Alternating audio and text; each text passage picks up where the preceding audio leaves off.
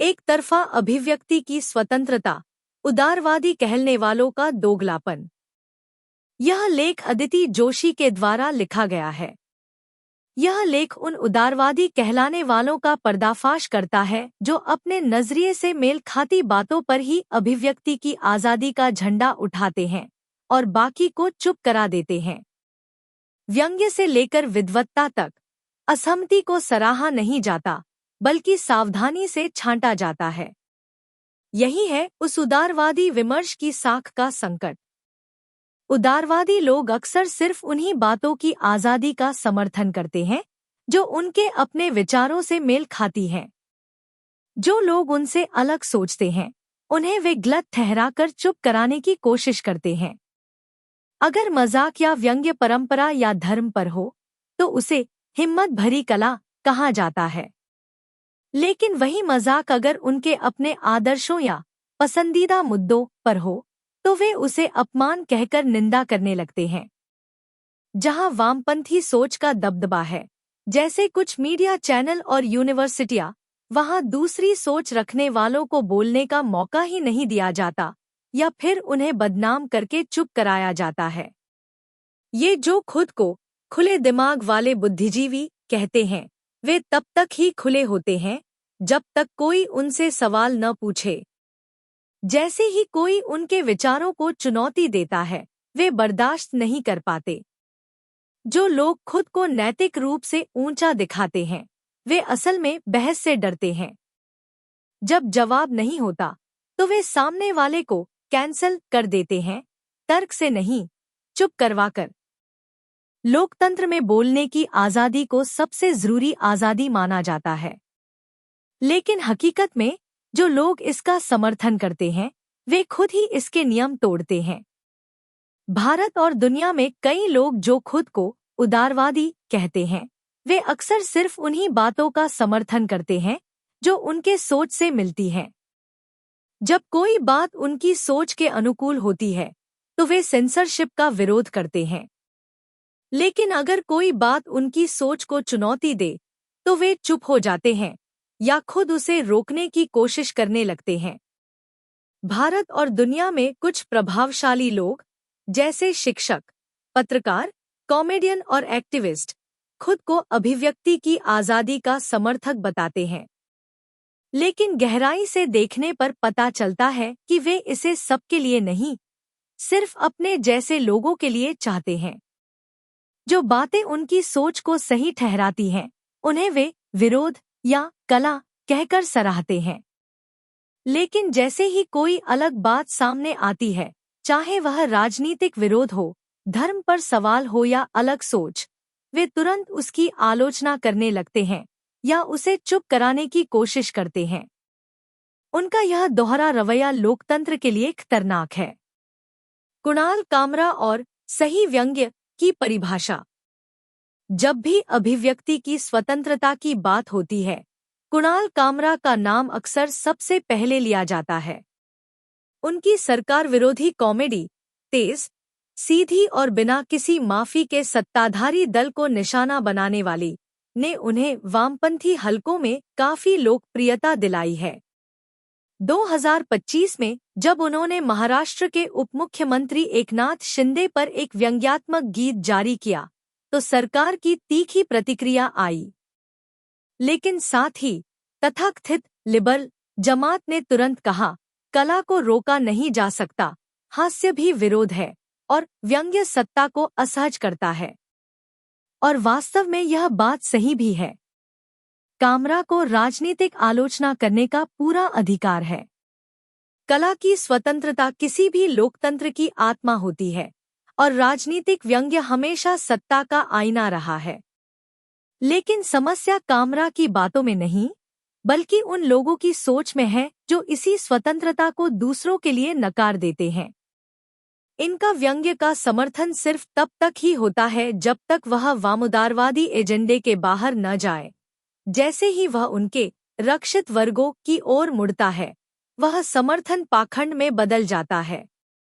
Comedian और लेखक वरुण ग्रोवर का नाम भी इसी सिलसिले में आता है। 2019 के विरोधी प्रदर्शनों के दौरान उनकी कविताओं और स्टैंड अप में हिंदू प्रतीकों का बार बार उपहास किया गया। एक प्रस्तुति में उन्होंने भारत के राजनीतिक भविष्य की तुलना हिंदू ग्रंथों से की, जिसे कई आस्थावान हिंदुओं ने अपमानजनक माना। लेकिन इस पर न कोई विरोध हुआ, न कोई खुला सवाल। इसके बजाय उन्हें विद्रोही और आज का कबीर कहा गया। सोशल मीडिया पर उनकी साहसी कला की खूब तारीफ की गई, मानो वे फासीवाद, फैसिज्म के खिलाफ मोर्चा लिए खड़े हों। लेकिन जब बात सुरलीन कौर के मामले की आती है तो ये उदारता कहीं नजर नहीं आती। 2021 में उन्होंने एक स्टैंड अप शो में ऐसे कट्टर धार्मिक प्रचारकों पर जो हर धर्म में होते हैं, थोड़ा सा मजाक किया था। उन्होंने किसी एक धर्म को निशाना नहीं बनाया था, बल्कि धर्म के नाम पर होने वाले पाखंड की ओर इशारा किया था। लेकिन इसकी प्रतिक्रिया बेहद तेज और आक्रोश से भरी थी। कुछ हिंदू और मुस्लिम संगठनों ने सुरलीन का विरोध किया, उन्हें ऑनलाइन ट्रोल किया गया, उन्हें वो वीडियो हटाना पड़ा और एक हेल्थ ब्रांड ने उनका कॉन्ट्रैक्ट भी रद्द कर दिया। ऐसे में होना ये चाहिए था कि अभिव्यक्ति की आज़ादी के पक्षधर लोग उनके साथ खड़े होते, क्योंकि यही तो वही संस्कृति सेंसरशिप थी जिसका वे हमेशा विरोध करते आए हैं।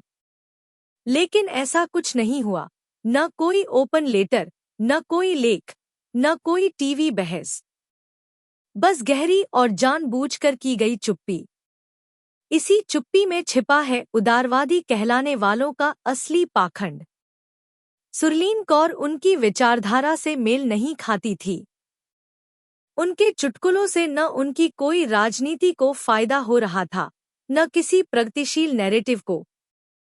और फिर उसने तो उन समुदायों पर तंज किया था जिन्हें ये लोग आलोचना से परे मानते हैं। तो फिर उसे उदारवादियों का समर्थन मिलता भी तो क्यों? असल में अभिव्यक्ति की आज़ादी का नाम लेकर हमें एक ऐसा मंच दिया जा रहा है जहां बोलने से पहले पूछा जाता है, तुम किस तरफ हो? जब व्यंग्य हिंदू परंपराओं पर होता है तो उसे सोचने की आज़ादी कहा जाता है। लेकिन वही व्यंग्य अगर अल्पसंख्यक धर्मों या वामपंथी सोच की आलोचना करे तो उसे तुरंत घृणा या सांप्रदायिकता कहा जाने लगता है, और तब कलाकार को कोई साथ नहीं देता। यह दोगली सोच सिर्फ इन लोगों की विश्वसनीयता को नहीं गिराती, बल्कि अभिव्यक्ति की आज़ादी की नींव को ही कमजोर करती है। अगर किसी को आहत होने से यह तय हो कि कोई बात कही जा सकती है या नहीं, तो वह आज़ादी नहीं, सुविधा बन जाती है।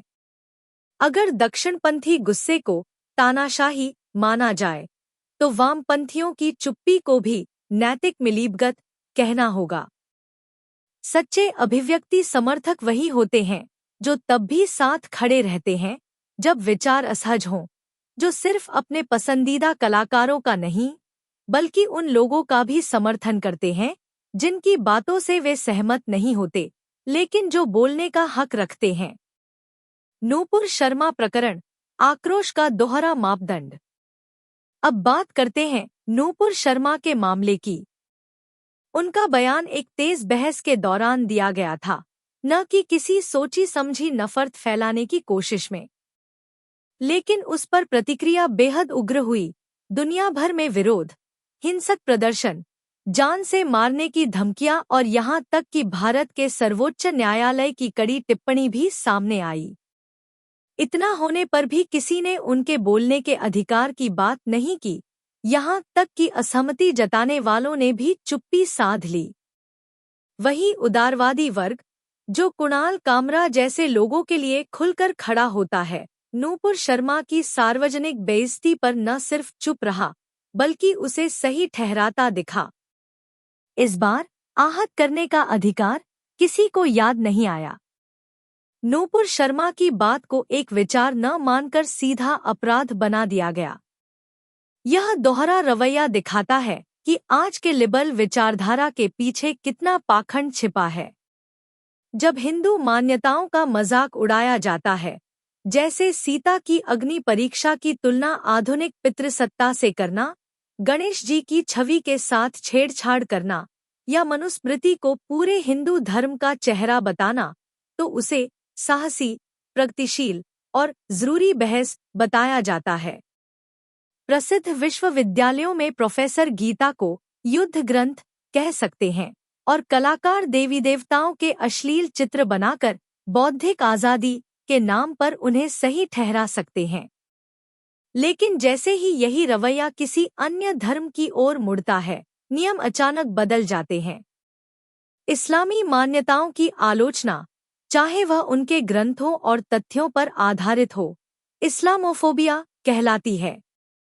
ईसाई सिद्धांतों पर सवाल उठाना सांस्कृतिक असंवेदनशीलता बन जाता है।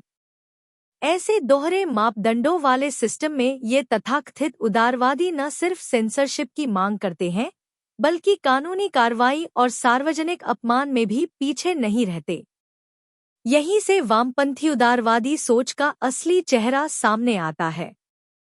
वे सच में अभिव्यक्ति की स्वतंत्रता में विश्वास नहीं रखते। वे केवल उस अभिव्यक्ति को सही मानते हैं जो उनकी विचारधारा को आगे बढ़ाएं और उन्हीं शक्तियों को चुनौती दे जिन्हें वे दमनकारी मानते हैं। शिक्षा संस्थानों में गहराता पाखंड। विश्वविद्यालयों में यह दोहरापन और भी गहराई से फैला हुआ है।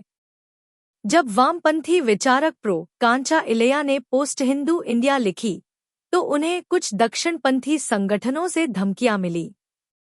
उस समय लिबरल बुद्धिजीवियों ने उनका समर्थन किया और ऐसा करना सही भी था।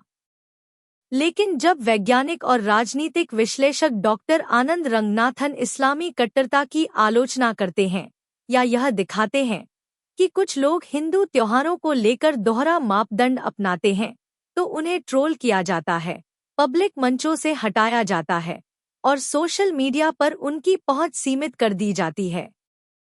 इसी तरह वकील और लेखक जे साई दीपक, जो भारत के सभ्यतागत दृष्टिकोण और उपनिवेश मुक्त सोच की वकालत करते हैं, को भी लगातार मजाक और विरोध का सामना करना पड़ता है। उनकी किताबों के विमोचन में बाधाएं खड़ी की जाती हैं और छात्रों को उनसे दूर रहने की सलाह दी जाती है।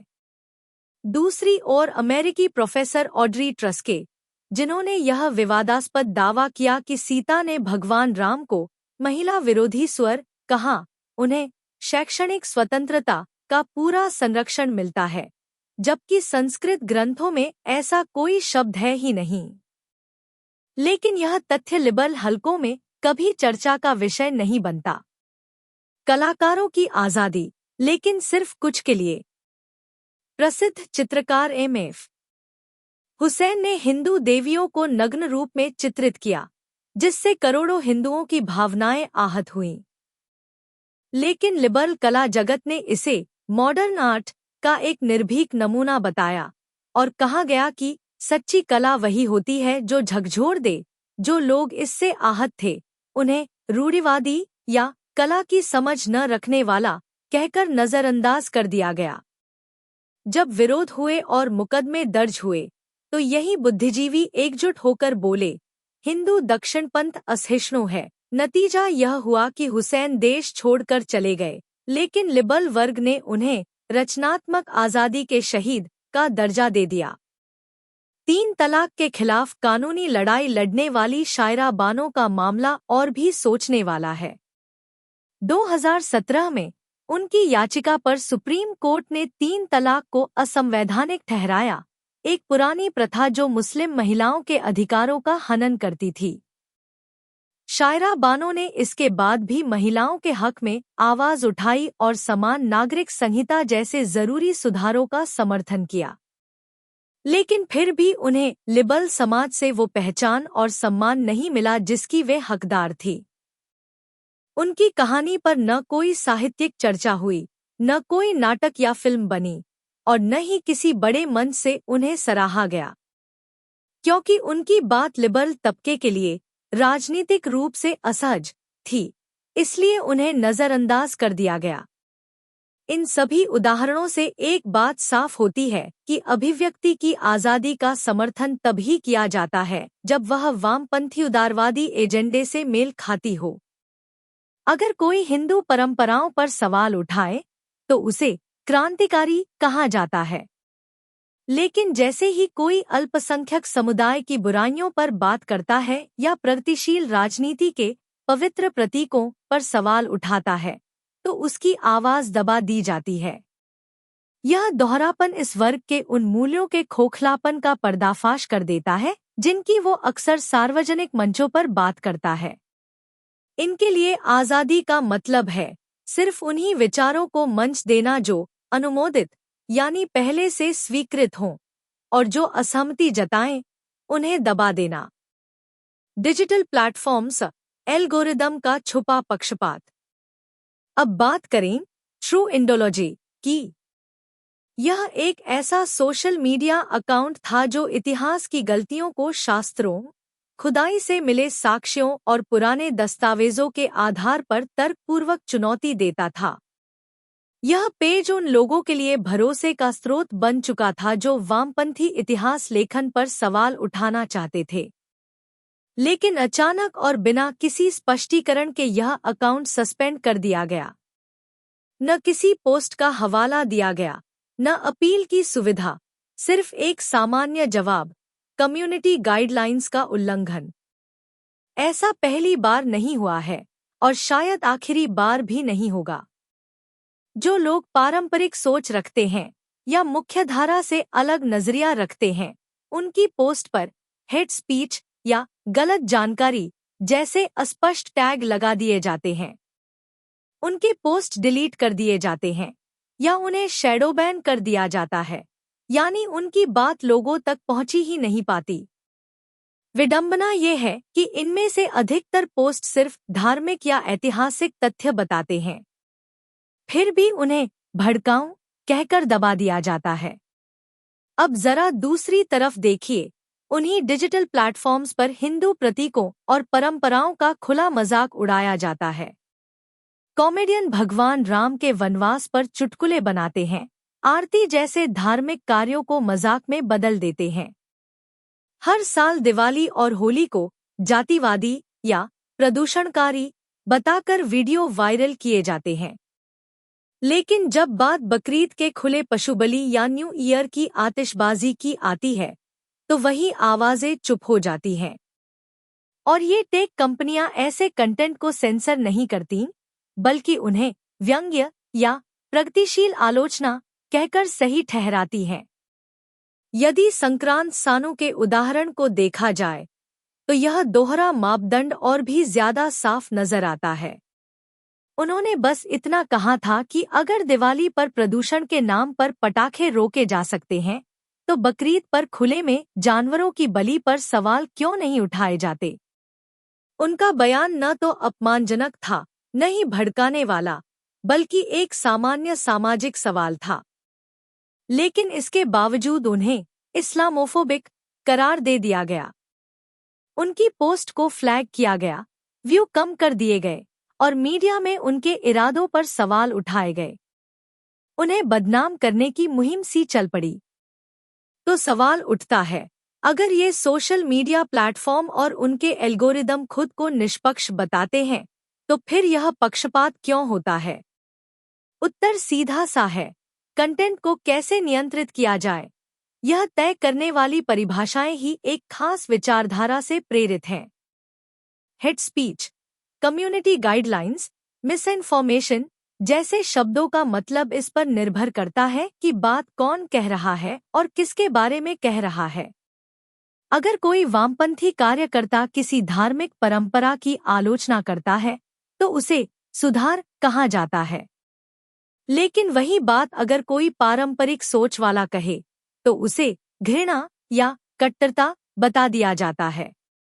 इसके अलावा इन प्लेटफॉर्म्स की निगरानी और सलाह देने वाली समितियां भी उन्हीं विचारधारा से जुड़ी होती हैं जो पहले से मीडिया और अकादमिक जगत में हावी हैं।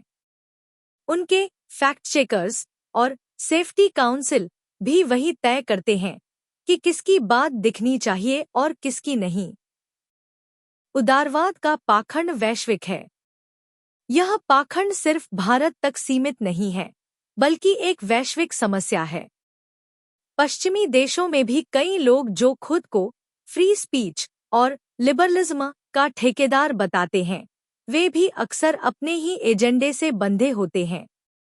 उनका आक्रोश एक पूर्वनियोजित नाटक होता है और अभिव्यक्ति की आज़ादी की रक्षा शर्तों पर टिकी होती है। सलमान रुश्दी का मामला इसका बड़ा उदाहरण है। 1988 में उनकी किताब द सैटेनिक वर्सेस के खिलाफ कट्टर इस्लामी संगठनों ने दुनिया भर में विरोध शुरू कर दिया।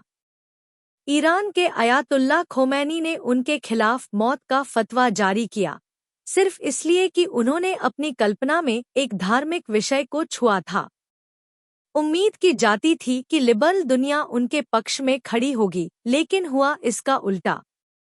कई लिबरल चुप रहे और कुछ ने तो उल्टा रुश्दी को ही दोषी ठहरा दिया कि उन्होंने भावनाएं भड़काई।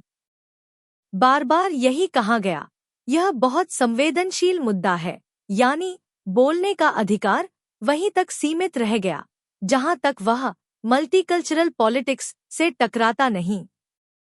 अब तुलना कीजिए चार्ली हेब्डो, फ्रांस की एक व्यंग्य पत्रिका से जो बार बार धार्मिक प्रतीकों का मजाक उड़ाती रही है, खासकर ईसाई धर्म का।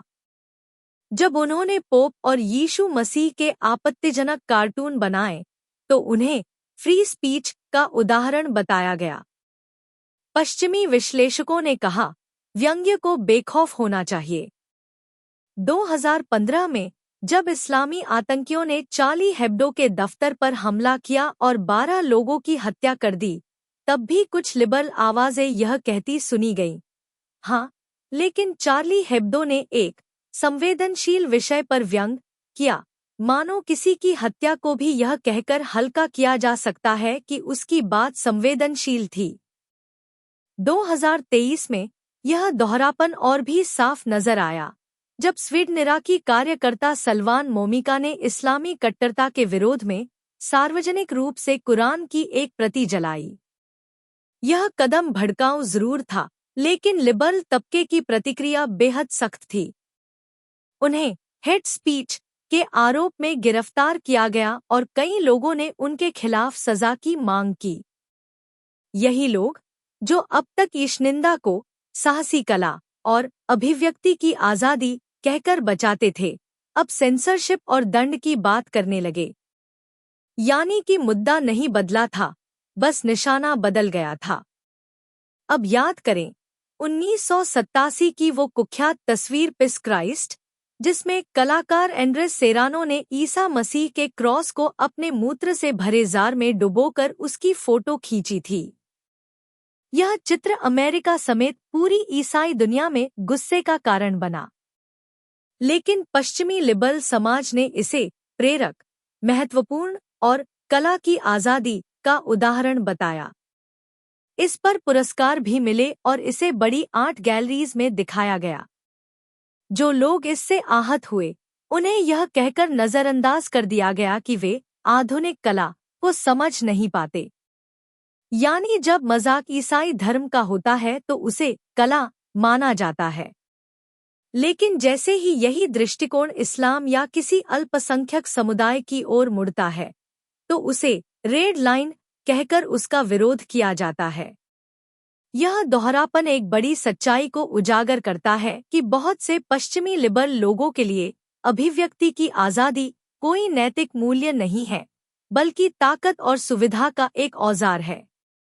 अगर कोई कलाकार या लेखक ईसाई धर्म, पश्चिमी संस्कृति या पारंपरिक सोच की आलोचना करता है तो उसे साहसी विद्रोही कहा जाता है।